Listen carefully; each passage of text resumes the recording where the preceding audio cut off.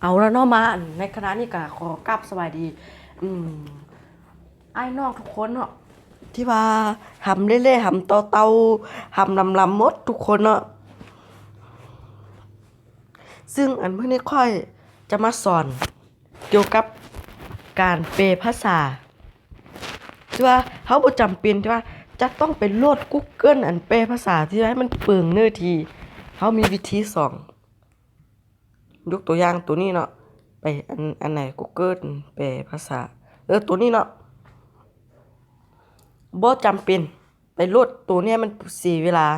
พอโหลดตัวนี้มากะตัวนี้ก็ไล่ใช้เน็ตคือกันและอันที่ค่อยจะสอนก็ไล่ใช้เน็ตคือกันและอันใดจะ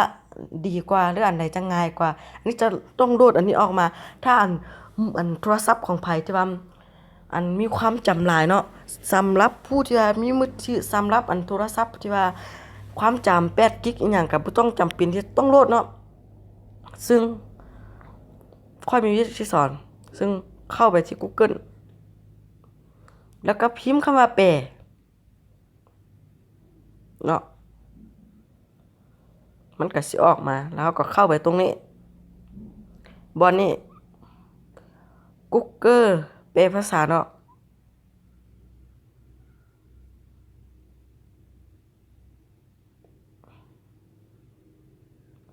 จากนั้นเราก็สามารถอันแปลได้บ่ว่าจะแปลอีหยังก็ได้หมดจะแปลอีหยังหรือว่าจะเฮ็ดอีหยังก็แปลได้หมดยกตัวอย่าง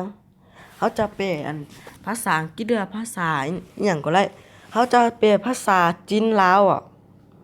ภาษาจีนหรือว่าจะแปลภาษาอหย่างต่างๆภาษามี193ประเทศมีหมดภาษาซึ่งง่ายๆเนาะง่ายหลายที่สุดบ่จำเป็นจะต้องไปโหลด Google อันแปลภาษาให้มันยากเนาะเฮ็ดแบบนี้มันง่ายหลายที่สุดแล้วเนาะการคลิปนี้ก็เป็นคลิปสั้นๆเนาะที่ว่าเขาจะมาสอนกะมาฮอดนี่กะจะขอจบคลิปไปเท่านี้ก่อนเนาะอันไผที่ว่าเข้ามาใหม่ก็มาเบิ่งกะฝากกดติดตามช่องของเฮาแลเนาะเพราะว่า